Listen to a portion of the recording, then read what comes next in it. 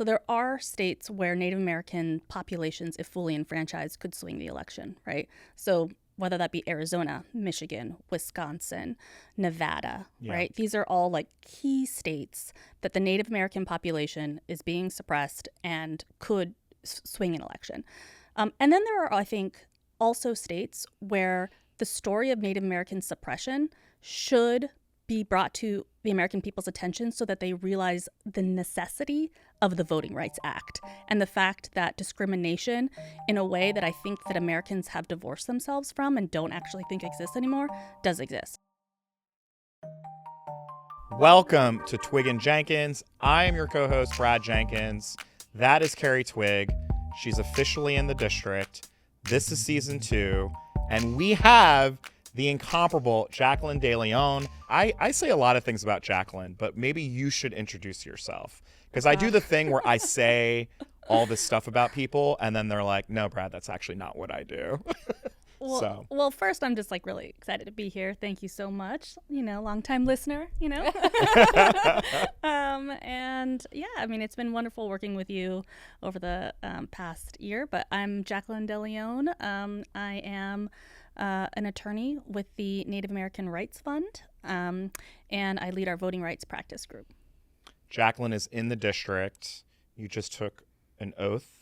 The DC District Bar. They have this kind of crazy requirement you come in person to swear the oath. Yeah. So Twig and I were like, you're in town. Yeah.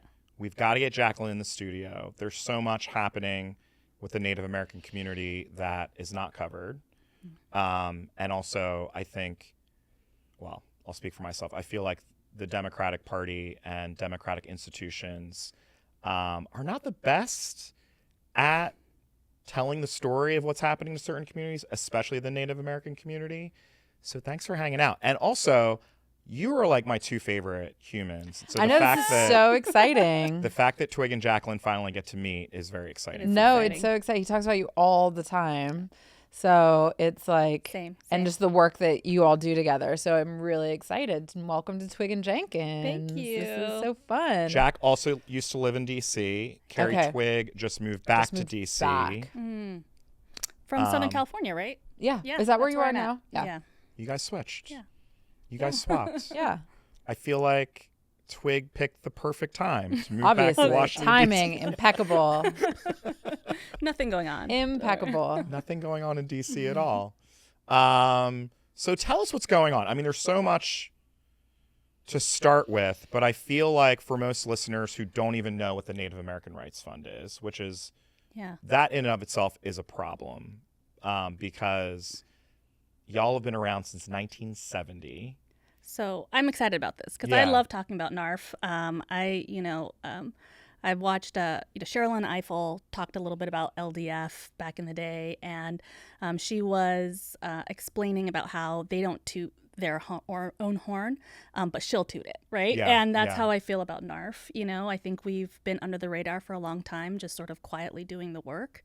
And I'm just really pleased to be able to talk about what an incredible organization NARF is. Like you say, we've been around for 50 years. Yeah. And we are the nation's largest and oldest nonprofit law firm dedicated to advancing the rights of Native Americans. We're modeled off of, NAACP LDF. And the point is to protect Native existence, tribal existence, sovereignty, to protect natural resources, tribal natural resources, to protect tribal human rights, to advance Indian law, and to hold governments accountable. Yeah. And we do that across a bunch of lawsuits and advocacy. And it's a real honor to work with NARF. Twig and I worked together at the White House, and I don't know if it was because Raina and Charlie were so good at their jobs, or I also just love them too as human beings. Coolest They're couple. like coolest the coolest couple for sure, of all time. For sure. I'm just a fan, yeah. But I was always so impressed by the Native American organizing community. Like fully under-resourced, fully overlooked, and always did incredible work. And John Echohawk, who is the chair of NARF, when I went to the NARF office, you guys were like moving things around, but it was incredible to see John's office. And it was like him with every single president since 1970. Totally. It's like, holy shit. It was like Forrest Gump levels of this guy has lived. He can casually drop a good story for sure. Yeah.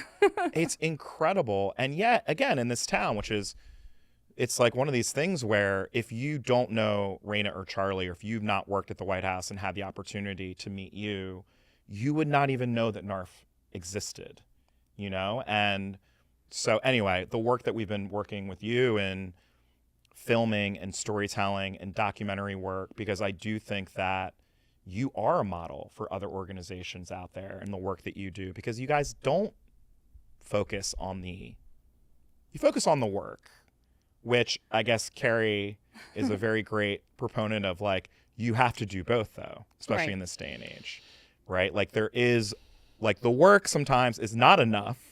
Like there has to be communications and storytelling and all that good stuff. So yeah, well, I mean, I think that's a big question that I have for you is also like everything we do, legal strategies are so capital intensive, right? They take so much time. You have to have a massive staff and knowledge and really technical expertise and endure and fund and support that over the course of years and years and years in multiple different places. I'm sure you're dealing with states, cities, the federal government, multiple different agencies within that, multiple different jurisdictions and like law enforcement entities. Like that is just mind-boggling. And I think we're alive in a time when we're so many different meaningful, necessary groups and institutions and causes are fighting for resources. And so the more people know about you, the broader your research, like your ability to fundraise or whatever is. I mean, I would just love to understand more of the mechanics of how you all build something sustainable that has endured for so many administrations. I mean, I think it's something that we need to invest more in, like you say, the storytelling aspect of it, because I think we're sitting on so many incredibly compelling stories that we've built over years of advocacy. And it's really, I mean, like you say, if you talk to Raina or Charlie or, you know, when you shine a light on Indian country shines. We have incredible communities. We have incredible partners. We definitely don't do this work alone. We do it in community with all the other civil rights groups, and we also do it in community with all of the people on the ground in Indian country. There's a ton of grassroots organizations.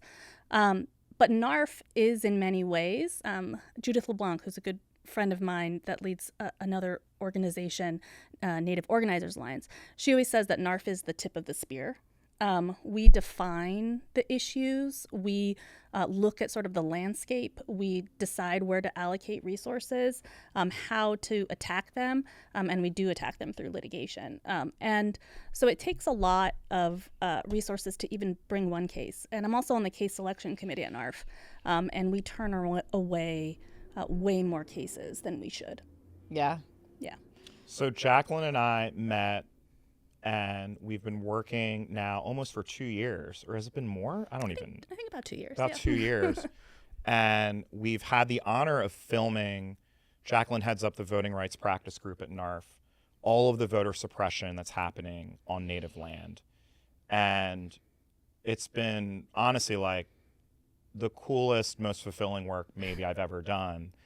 And then we're filming all this incredible work, and then the election happens. And it's like, oh, if we thought voter suppression was bad before. And so what we've essentially decided to do is to continue filming. Yeah. And so, and actually turn the work, a lot of the work that we filmed before Election Day and now post-Election Day, into a feature documentary. And so to catch people up on your work, how would you describe the voting rights group pre-November and post-November? I mean, we've been busy. Yeah. We've been busy before, and we're busy now. I mean, I think the attack on voting rights actually goes, sort of has been accelerating since Shelby in 2013, right? Yeah. Can you just reference what that is for the voting audience? So in Shelby, so the Voting Rights Act, right, like our foundational civil rights law fought and died for, that law is under attack and has been continuously under attack. And in 2013, post-Obama, right, everybody was like, conservatives sort of seized upon this and said, the world is post-racial, and some of the provisions in the Voting Rights Act are no longer needed. And so in Shelby, they got rid of what's called preclearance, meaning some states that were particularly bad, right? So states that had a long history of offending, and those included native states like Alaska and Arizona, in particular for the discrimination that they did against Native Americans. They said, we don't have to pass every law in front of the DOJ anymore. You don't have to pre-clear your laws. And Ruth Bader Ginsburg famously said, it's like getting rid of an umbrella because you're not getting wet, right? In the middle of a rainstorm. What we saw post-Shelby was this immediate passage of laws that were meant to make it more difficult, in particular for minorities to vote. And we saw those start working across the country. And now we see continued attacks on the Voting Rights Act itself, including some I hope to talk to you about. Yeah. Well, yeah. Go ahead, Twig. Can you give me and the listeners like a breakdown of where Native American voting is it at its most potent? Like, where is it the densest? What are the states that are most impacted?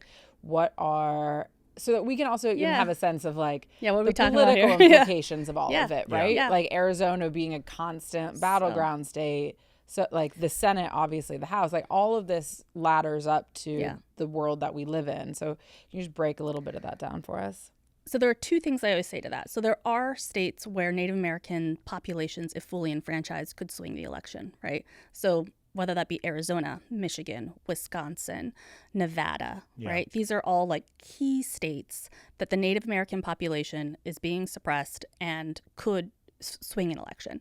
And then there are, I think, also states where the story of Native American suppression should be brought to the American people's attention so that they realize the necessity of the Voting Rights Act and the fact that discrimination in a way that I think that Americans have divorced themselves from and don't actually think exists anymore does exist. So in a place like North Dakota, they passed a law that required addresses on the ID when they knew that there were many homes, Native American specific homes on the reservations that did not have addresses on them. And that's a literacy test. That's a modern day literacy test. And they did it in response to a brief flex of Native American political power. And, Native Americans don't have the ability to really swing that state in a typical election, right? This is like that's not really what it's about. It's about the idea that any Native participation is an affront, right? It's that deep-seated racial discrimination that persists today in America. So we can swing elections, and I think our stories are really important. Especially, you always bring up the Heidi Heitkamp example, where it's like when the Native American voting community does come out, you'll see immediately after backlash, suppression. It's like, we can't have that again. Yeah. Right? And so a lot of what we were documenting were those moments where, as Jacqueline said, especially even local, right? Like we interviewed so many incredible local Native American leaders who like won their local races. And then all of a sudden, oh, wait, no longer, you can't do mail drop off anymore. Or wait, you can't do X, Y, or Z anymore. Or we're going to close down the only voting location within 80 miles of a community, making it literally impossible for an entire reservation to vote. And so it's such and this is the thing, like the other side is so good at creating fear about the system itself. Like Trump, as we speak, is talking about how he's going to do away with vote by mail. That alone would fundamentally change voting rights for Native American voters, right? Like there are so many communities that's the only way that they can vote.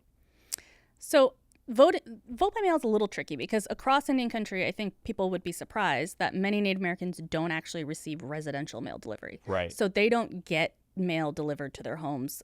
And really the structural failings across Indian country are a blight on this nation, and it should be at the forefront of all of our consciousness. Yeah. Like, the treaties are not being upheld. The infrastructure is failing. There are places that don't have water, don't have roads, don't have mail, and you have to travel 40, 50, 60 miles to get those things, right? But in some of those communities, mail is important for voting, because what people do is one person will make that arduous trip. They'll pick up the ballots, they'll bring them back, right? People will fill them out. Then, organizations or individuals will pick them up and drop them back off. That's why things like ballot collection, which has been demonized, is actually really critical to these communities, because they're facing such infrastructure failings. Yeah. And so vote by mail is a tricky one, because we always say, and we want more options to vote. And so, that includes vote by mail, but it also includes an on-reservation polling place, right? We should be able to vote in person the same as anybody else. The other part that I love so much was, well, first, the res dogs. Like, let's just be real. Like, and also, I'm a huge fan of the show Reservation Dogs. Yeah. But I didn't realize, like, res dogs is, like, a thing. Oh, yeah. Like, like, you go on the res, and they're just all of these dogs. You've been. Brad's been, yeah. It's incredible. We've drugged Brad out to some remote places. It's been great. There was one dog in particular who followed me around the whole time, and we're getting in the passenger van to go back. You have a good heart. That's why he's following. And he wanted to come in. He literally was just like, "Oh no, I'm coming with you." And like, I kid you not, I was like looking at our team. I was like, "I want to bring this dog home. Can we get the dog in my plane? Can we sneak him in?" Mm-hmm. But talking to folks about, this is the thing that always gets me worked up, and Twig knows I cry in every podcast, so I'm not going to cry this one. Is heard that before too. Exactly. How hard it is for Native American folks to vote, and how much Americans take for granted their ability to vote. Yeah. How easy it is for so many Americans to vote, and how so many of us just don't do it, Yeah, I mean, I think it's so frustrating, because actually I talk to folks on both sides of the aisle, about stuff, and, whether Facebook or whatever. And I'm always like, this is so hard to vote. And they're like, why don't you just put a polling place on the reservation? I'm like, that's literally what I'm asking for. Yeah. Thank you so much for that insight. Great idea. Oh my God, I hadn't thought about that. But they're sort of shocked that that gets pushed back, right? And what we hear from county officials over and over again is they'll be like, well, that's far. And I'm like, that's far for the voter. Yeah. So like, if you have to travel those 50 miles to staff the polling place, right? Which, by the way, if you hired somebody local, right? Yeah. Like, they could, problem solved. They can actually do that administration.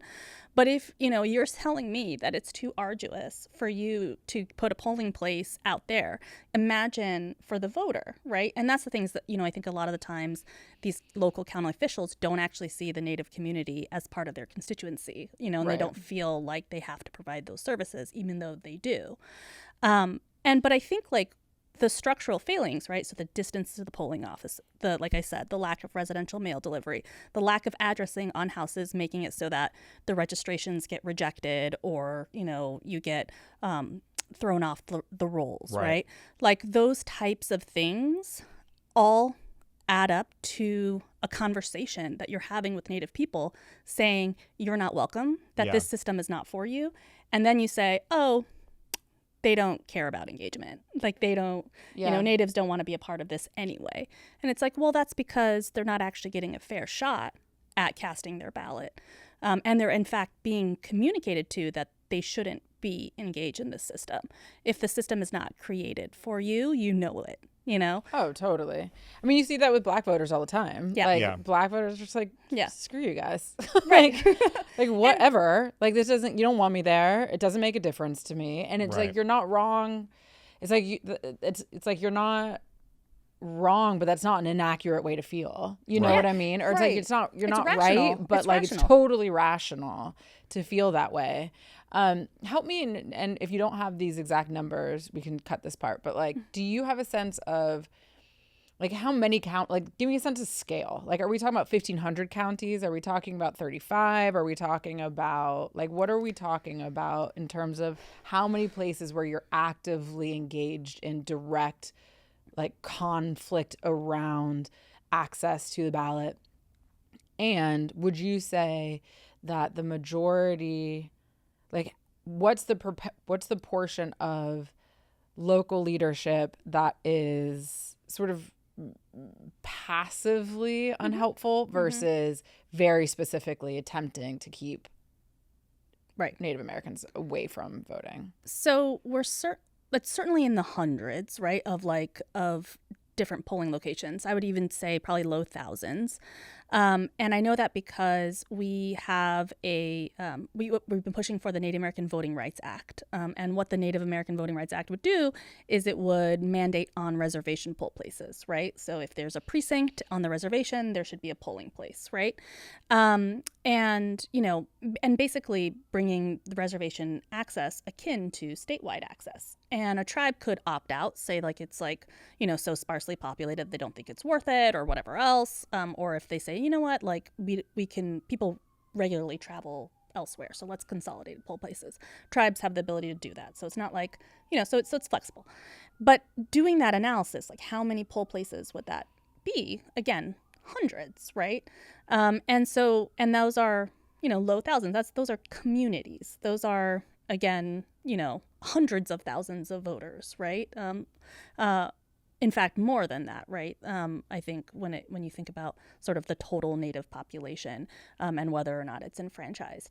And this I'm talking about on reservation polling places, right? There's a large urban population, but that's different. I'm talking about the on reservation polling places. And so this is a significant issue. And I'll say when I'm talking to county officials, so like to the second part of your question, why am I sort of getting so much pushback when we ask for what I think is like a really reasonable thing? I think that a lot of times nobody is actively thinking of themselves as racist, right? Sure. Like some are actually. 2025. Yeah. I take that back. Like there was, you know, just a few years ago, a hotel in Indian country that had a no Indians allowed sign that the DOJ had to prosecute, right? So like racism alive and well. But they're never going to sort of admit that. And I think even in conversations with folks, they sort of come to that realization. So I'll give you an example. I was talking to a county official in Montana around COVID time. They wanted to close the in-person polling place, but keep the in-person polling place for their 90% white town. And I was like, people are going to have to travel 120 miles round trip, you know, to get their ballot because they don't have residential mail delivery. And so you have to keep this in-person polling place open. And like what she said to me was like, well, I don't want to catch COVID from natives, right? Like, and I think this like very kindly old like white lady, like, you know what I mean? Like, I don't think she like it clocked in her, yeah. like what she was saying. Right. And like, I'm like, what? Like, I'm just like, so like, if you're willing to take a risk for a white person and you're not willing to take that risk for a native person, that's discrimination. And she was like, and she's like, you know, long silence, you know, and, you know, we got the polling place in the end, but like we did file a lawsuit, but they folded after that. It's unbelievable. It has been accelerated. You have a Supreme Court case. The other thing I forgot, speaking of properly gassing up Jacqueline De León, like the number of Supreme Court cases that you are like filing, winning. When we were actually documenting a lot of the cases, I kept playing the DJ Khaled "All We Do Is Win, Win, Win" in the background because I'm like, NARF doesn't just fight for Native American voting rights. Like, NARF wins case after case after case. Even in some cases, this very far right Supreme Court, you guys still win. Have things changed since November, though? It feels like there has been an even more dramatic turn for the worse when it comes to Native voting rights. So I'll say the bad thing about Native voting is that the facts are usually so bad that we win, right? Yeah. And this is before Trump-appointed judges. We've won. And it's literally because you just sort of can't argue with the fact that, if you're looking at, gerrymandering or whatever else, like numerically and, looking at the composition of the communities and everything like that, like, these are sort of slam dunk cases, right? And you have to prove all these other factors, history of discrimination, current ongoing, we've got swastikas being spray painted on reservations and stuff, right? And at the end of the day, they're like, yeah, this is a violation of the Voting Rights Act. And so the case that we're currently fighting with partners is the case that would make it so that you cannot bring a case as a private plaintiff, right? So as opposed to fighting the merits of our underlying win, the focus is on whether or not private plaintiffs can even bring a case at all. And we brought it both under the Voting Rights Act and under this other statute, Section 1983. And both really, the Voting Rights Act and 1983, should allow for voting rights claims to be brought by tribes, individuals, the people that are being blocked from voting, right? That's the way the Voting Rights Act has worked all along. Instead, they're saying that only the DOJ can bring those cases.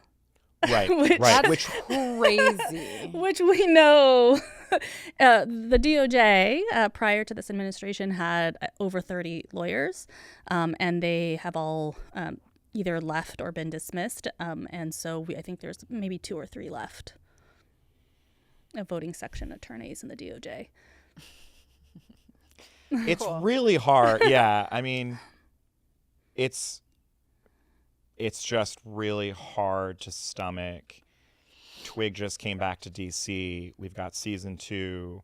We're plotting out season 2. And it's just hard to stomach and communicate to the American public how bad things actually are and will continue to get. Yeah. And that, like, no one understands that. Like, no one understands, like, oh, well, wait a second. So now the Trump DOJ is the only place where people can say voting discrimination is happening. Or that can bring the case under the Voting Rights Act is supposedly the theory, which is, like you said, we've brought it up to the Supreme Court. We've put in our cert petition, and we think that the court's going to address this issue this term. To what extent do you feel like Americans you seem to have a really like a precise legal strategy, a precise kind of structure and infrastructure for how to do the advocacy work that you're doing.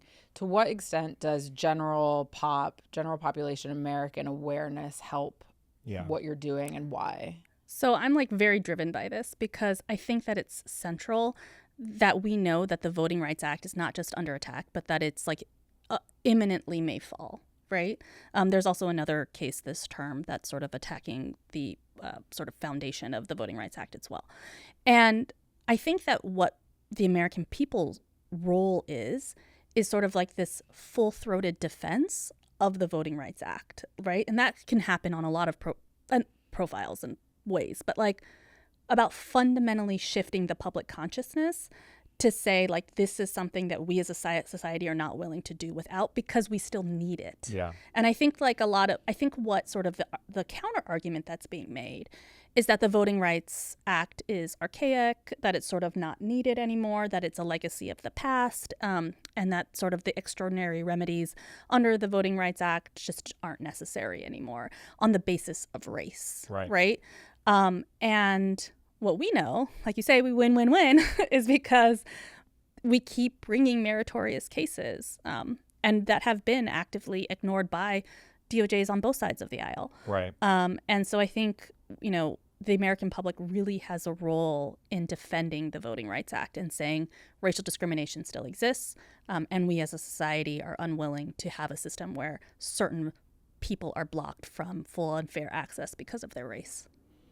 Yeah, it's the kind of thing where if the sort of privilege and power of voting is not valued in a culture, when it's taken away or it's diminished, or if there are certain communities that are disenfranchised, if the culture doesn't value the ability to vote, then the harms or that idea of, oh, they're suppressing entire groups of people, it just doesn't clock for people that they should care, right? And it's just such a frustrating thing when you realize, you know, again, when you like look at voting numbers, you know, Twig and I, when we were organizers and we're just doing everything that we can do, right, to excite and motivate and fire up communities to go and vote.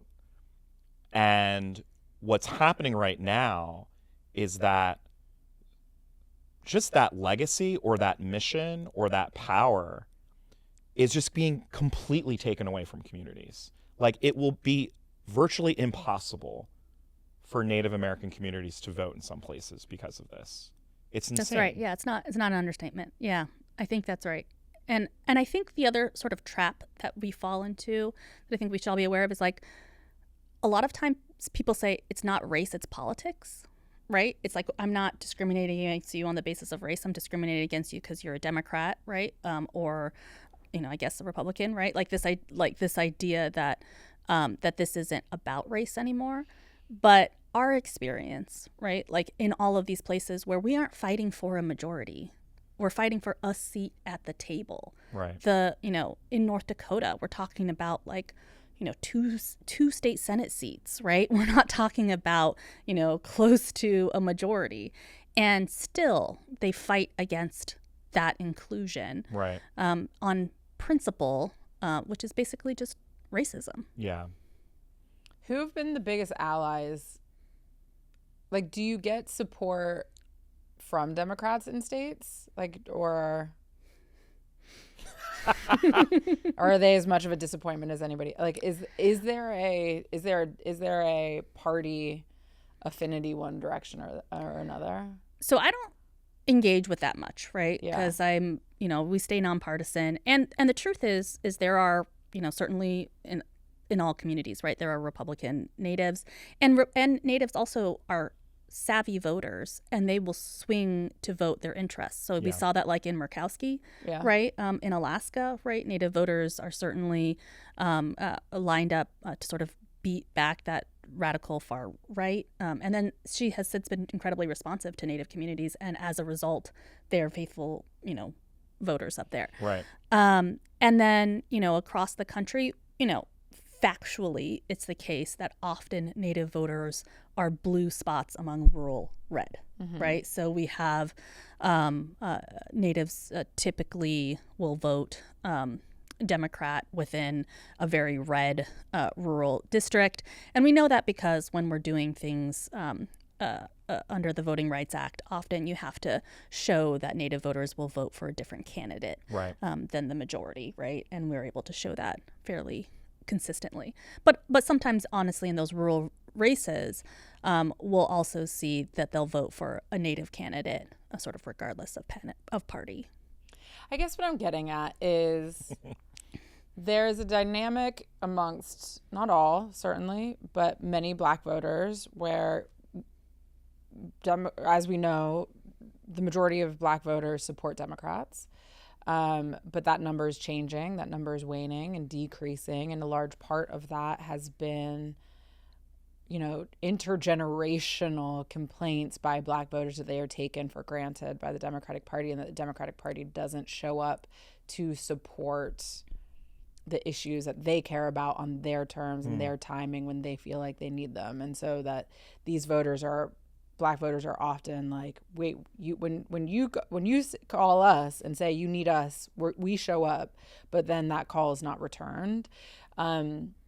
And I just don't know very much about like the political dynamics of like Western states, of certainly Native Americans. I mean, you even mentioning that you could swing, that Native voters could swing a election in Michigan and Wisconsin is like relatively news to me. Yeah. And I'm from Ohio, so it's not, like, and Minnesota, yeah. Right? Yeah. Like, so like that's me being That's me not having comprehensive information or educating myself enough. And so I guess I'm just kind of curious about what some of those political tensions are, understanding that it's a nonpartisan organization. Like for my own education, I'm trying, as the proxy of a voter who does not know enough, or an American citizen that doesn't know enough, I'm just sort of curious how that tension unfolds. So there are 100% votes left on the table. Yeah. Right. Like I think that's the bottom line, right? Votes left on the table in margins large enough to swing elections in key states. Yeah. Right. So if we're talking about Wisconsin, we're talking about Nevada, right? Arizona, right? Native Americans, if they were actually engaged with by any party, right, then they would, I think, turn out more aggressively.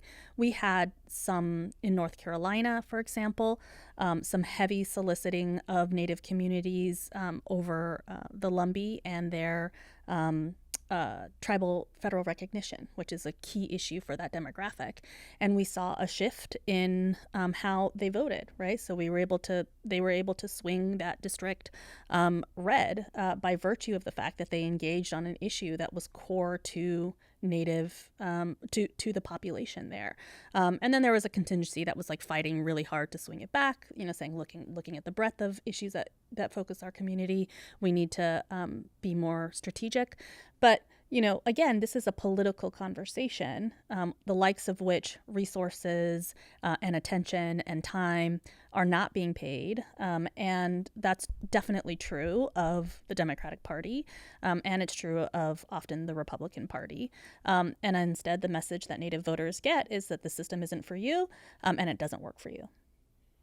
The system is not for you is such an interesting dynamic given the history of Native Americans in this country, right? I feel like you and I have this ongoing conversation about this moment right now where communities that otherwise have never felt oppressed before are feeling oppressed.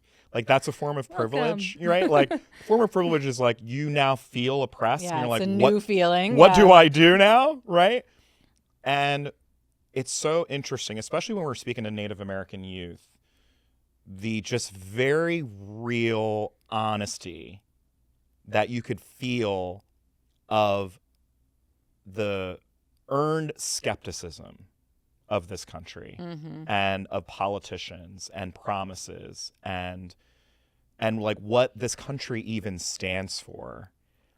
I feel like we're in this very weird moment where there are very real conversations about like, what does America stand for? What has it ever stood for anyone? Yeah. And whenever I talk to Jacqueline about this, I always get fired up and like hopeful because it's like you hear from community members who have no reason to trust this country. They're the ones fighting the hardest to make this country work better. Like there's no reason why Native Americans should even try, like given the history, Yeah. And so I don't know, it gets me worked up. I also am reminded, my dad, when he wasn't a crazy Trumper, he would remind me of, my civil rights heroes as well, who have no evidence or reason to believe that this country even wants their humanity, are the ones on the front lines fighting, and it just gets me worked up because I am in this moment right now, Twig, where a lot of privileged people are just giving up on the country, fully giving up. I know. And I'm like, bro, you've been oppressed for 6 months. 6 months, Yeah. So anyway, I don't even know if that's a question. I just want to thank you. No. I mean, look, I'm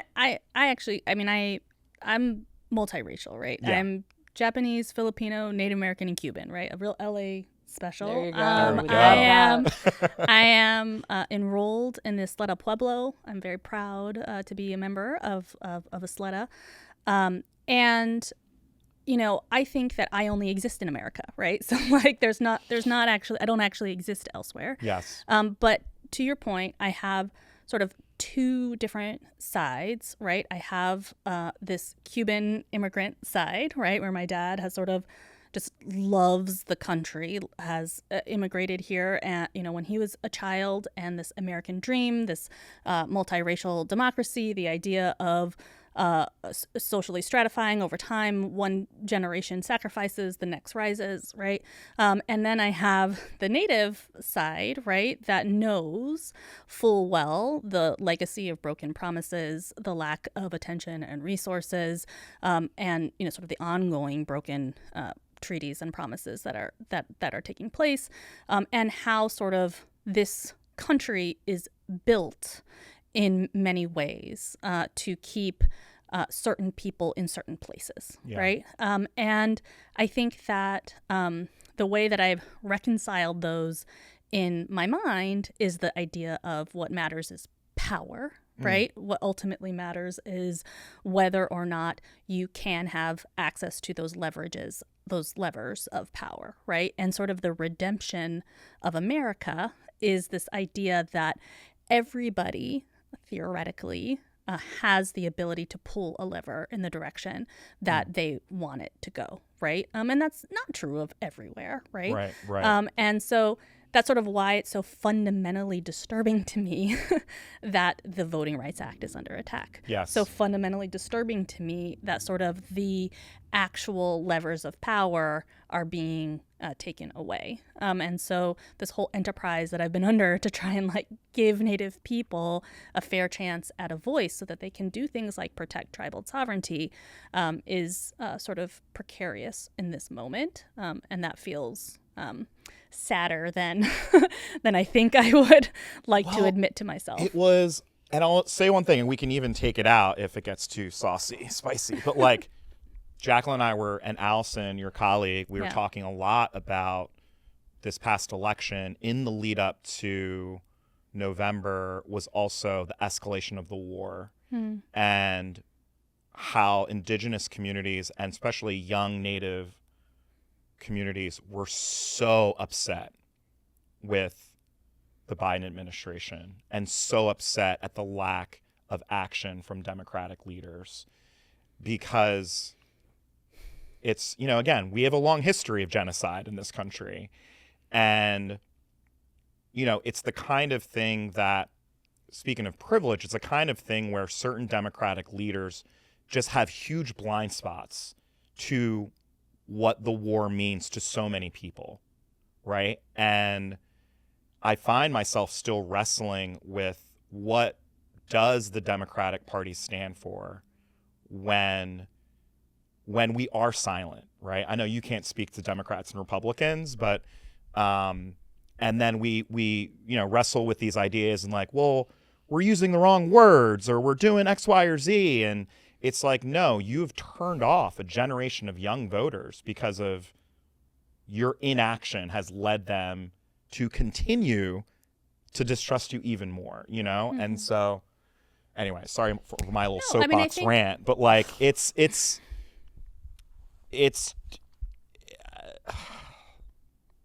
I'll just leave it at that. Way to end with some finesse. I really landed that plane there. Just tied a nice bow around that. I have a question, unless you were specifically going to get back to whatever that was. I have a question specifically about culture. Brad referenced Reservation Dogs earlier, the show. I mean, there have been so many kind of Native Americans have existed in America, are as foundational to Americans' pop culture and sort of the construction of the American identity as anything, right? And so I'm so curious how and if you can feel going in and out of narrative dominance in your work, when there was this moment, whether it was, it just felt like there were so many high profile, whether it's Lily Gladstone, whether it's Reservation Dogs, whether it's plot lines in Yellowstone that were drawing attention in this meta culture, monoculture way to issues that are happening on reservations around the country. And did that show up for you? Could you feel that? Did that feel more Like, I have to imagine that poll worker or the county official in Montana is watching Yellowstone. Yes. You know what I mean? Yeah. So, I mean, first, like this rise of Native creatives is not by chance, right? Like these are both longtime,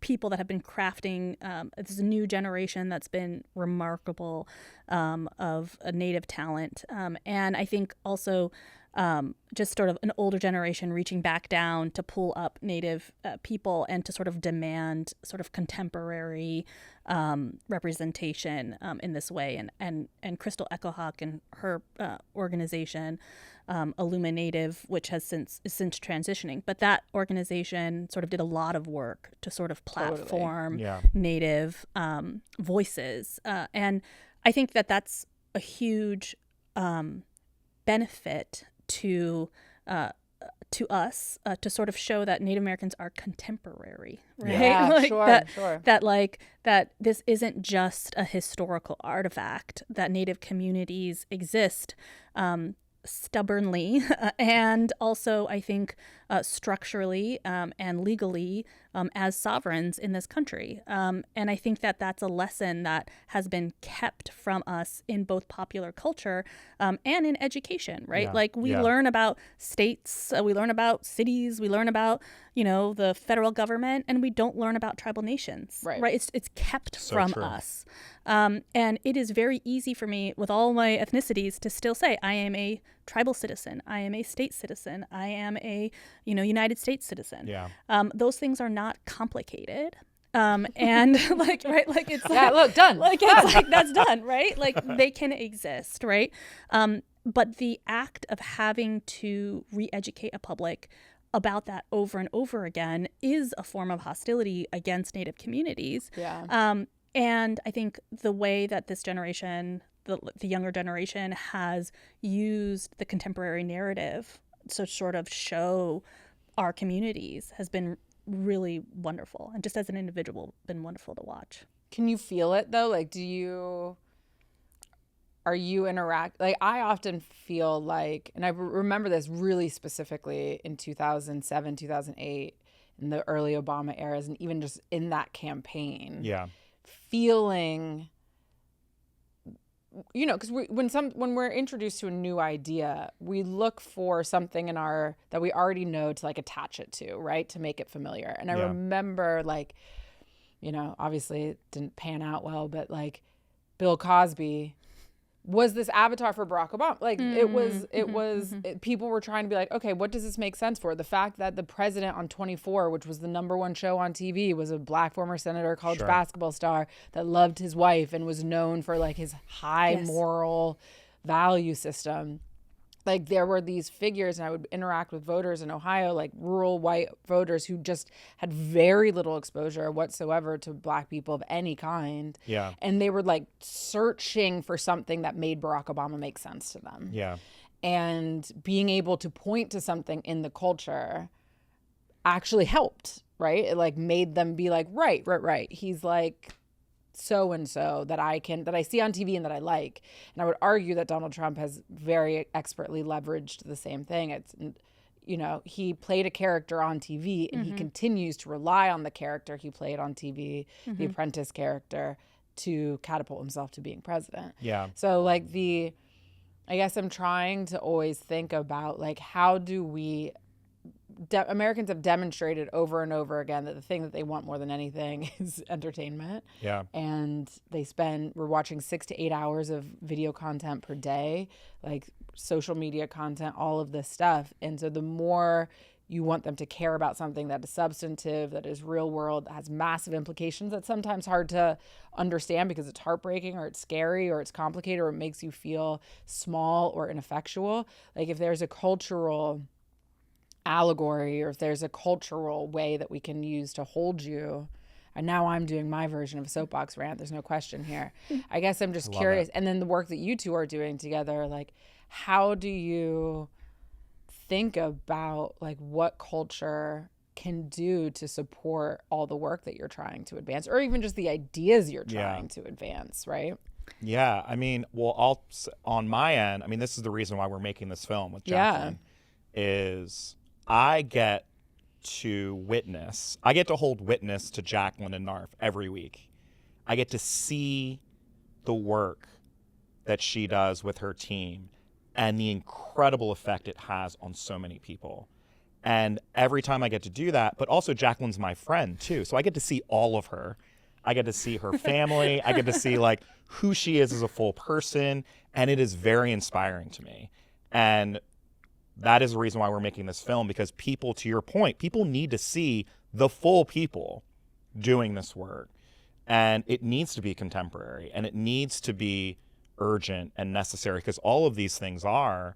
And there aren't, I mean, I will say this, as much as I love Lily Gladstone and I love Yellowstone, like there just is not enough content. Totally. Yeah. There just is not enough Native American storytelling happening. So yeah, I mean, I think that there's been an influx, but again, not nearly enough, right? Yeah. And I do think Reservation Dogs was extraordinary because it was contemporary, right? It's sort of taking place right now, and a lot of sort of the roles that are often offered to Native characters are, you know, othered, right? Like they're historical, and you know, a lot. And so I think, I mean, that's also true in the Black community, right? Like it's like it's like, here's your slavery role, and here's your right, and here's your other, you know, and here's your you know, it's a slaughter role for your Native American. It's like it's that, and I think that drama, this idea of, you know, of contemporary drama and role modeling of Native people, especially the urban Native population, is incredibly vibrant and strong, and something that I think should be showcased more. But we're seeing a lot of Native creatives emerge, and I'm really excited to see what they create in front of and behind the lens. it's an exciting moment. It really is. I'm also, you know, Jacqueline talks about this a lot too, like there is so much humor. I mean, that's the other reason why I love Reservation Dogs so much, because, you know, we filmed a lot with leaders, and it ends up becoming just really sad, harrowing stories of poverty and drug addiction and alcoholism and just lack of resources, underfunding, COVID deaths. Like it just went on and on and on. And yet at the same time, we'll be interviewing someone and they're laughing and crying like at the same time. Like there's so much joy and there's so much beauty.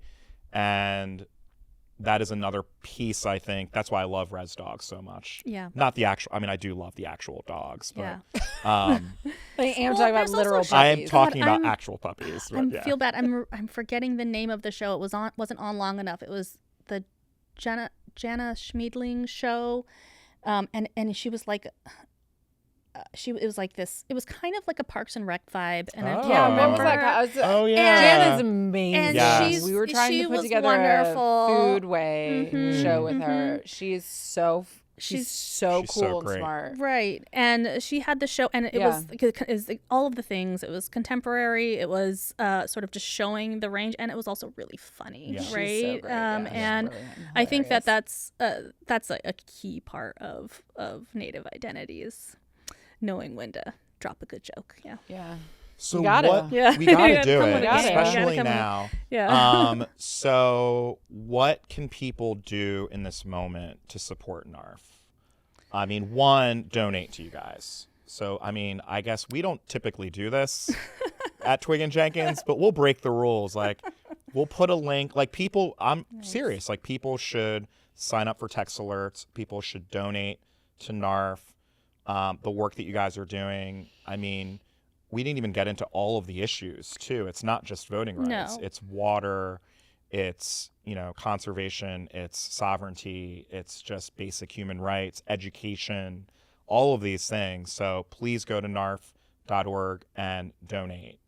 Thank you. I mean, incredible group. I love NARF. I think that we don't have enough soldiers on the ground. We need, at the end of the day, like I said, it's sort of heartbreaking the number of meritorious cases that we have to try and refer out. And there's not really a great place to do that. And I think NARF is uniquely trusted across Indian country because we've sort of done this work for a really long time.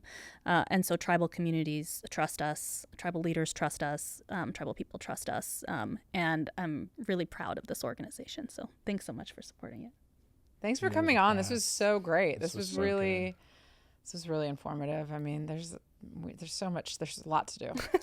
You're elevating us again. I remember our last episode, I think we talked about like SGA and Cooper Flag, you know? I enjoyed it. Okay, we can switch it up. I guess that's true. High-low. I guess we could switch it up. There's no rules. We're making a podcast. It's so true. But thank you so much, Jacqueline. Thank you. Thank you. And I would love to have you back Yeah. once you've been through the process of the latest case in front of the Supreme Court. Yes. Yeah. Give us an update on how good or how badly it I went. know. We're going to do some filming today. We're looking Okay. forward to It's going to it. be great. Yeah. But thank you a so little much, nervous Jack. about it, but it'll be fun. It's gonna be great. All right. Thank you so much for watching. Follow us on all the things. We're on Spotify. We're on YouTube. We're on Instagram. We should probably be on TikTok. We'll make that happen. And subscribe and keep watching, and also share. I think that's what you're supposed to tell people. 100%.